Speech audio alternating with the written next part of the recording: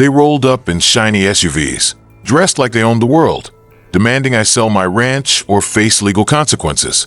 What they didn't know: I've owned the land under their entire neighborhood for the last 17 years, and I just listed it for sale. It all started on a quiet Monday morning. I was sipping coffee on the porch of my ranch, watching the sunrise paint the hills gold, when I noticed a group of people in formal attire walking toward my gate. Their shoes weren't made for dust and dirt. That was clear. There were 5 of them, 3 men, 2 women, each holding clipboards and file folders like they were heading into a boardroom, not someone's backyard.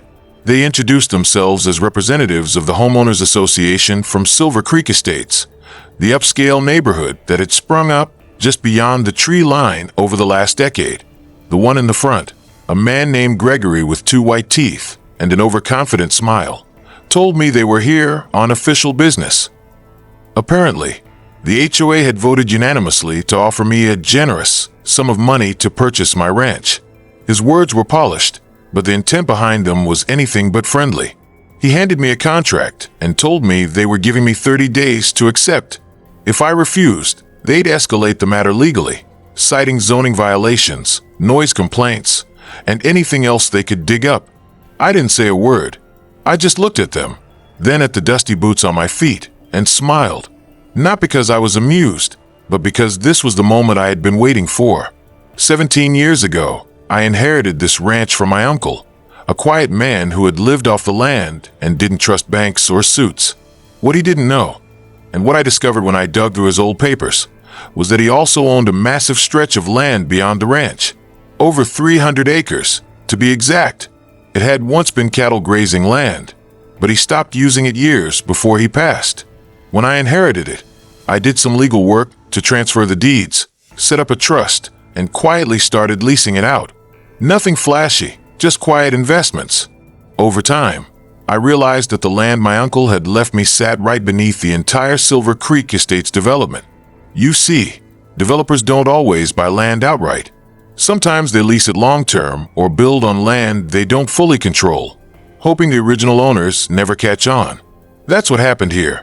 A shady developer made a deal with a company that didn't legally own all the parcels of land, and when they built those luxury homes, they had no idea the mineral rights and the land deeds were tied up in old rancher hands like mine. I had quietly sat on that information for years, paying taxes, watching the value go up, waiting for the right moment.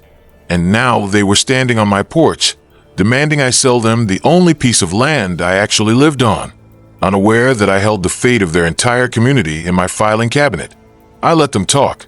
I listened to their condescending tone. One woman, Janice, I think, mentioned that my ranch was an eyesore and lowered the aesthetic value of the neighborhood. Another man talked about how my occasional bonfires were a safety risk and how my horses created unpleasant smells. They had a list of complaints. I had a list of deeds. When they finished their little presentation, I took the contract, nodded, and told them I'd consider it. Then I walked back into my house and pulled out the file marked Silver Creek Estates, land ownership documents. It was thick, packed with signed leases, mineral rights, original plats from the county office, and recent aerial photographs. I called my lawyer and said just 3 words: "It's time." By the end of that week, I had filed official notice of land reclamation. Under the terms of the old lease agreement, the land beneath Silver Creek was mine, and I was choosing not to renew.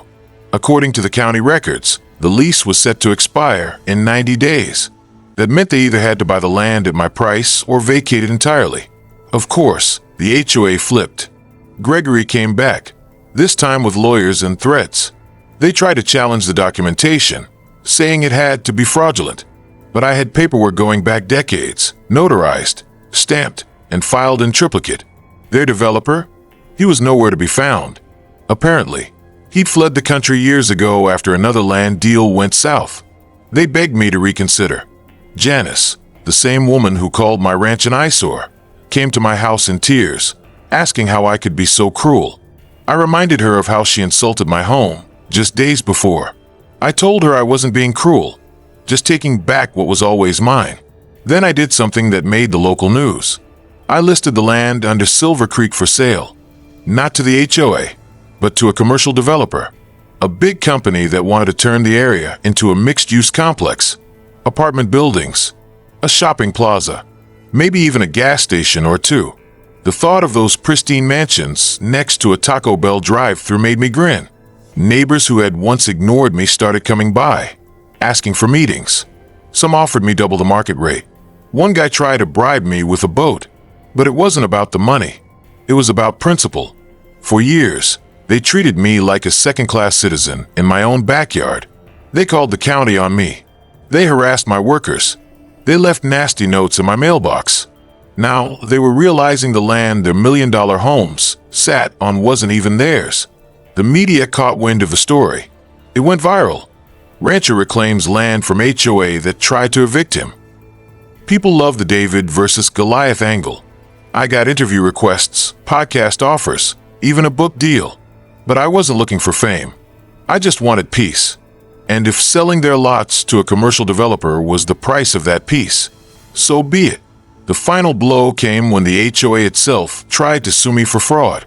Their case was thrown out within a week. The judge practically laughed them out of court. My lawyer didn't even have to say much. The documents spoke for themselves.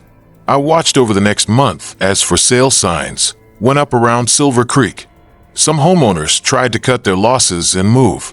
Others stayed, hoping for a miracle. But the writing was on the wall. The lease was up. The land was mine. And I wasn't renewing it. As demolition crews moved in, I stood on my porch, coffee in hand, just like that first morning. Only this time, it was quiet. No HOA representatives, no complaints, no fake smiles. Just the sound of hammers and bulldozers in the distance, turning a place of arrogance into rubble. I didn't do it for revenge. I did it because people like Gregory and Janice think they can control everything, even people like me. They forgot that the land remembers, and so do I.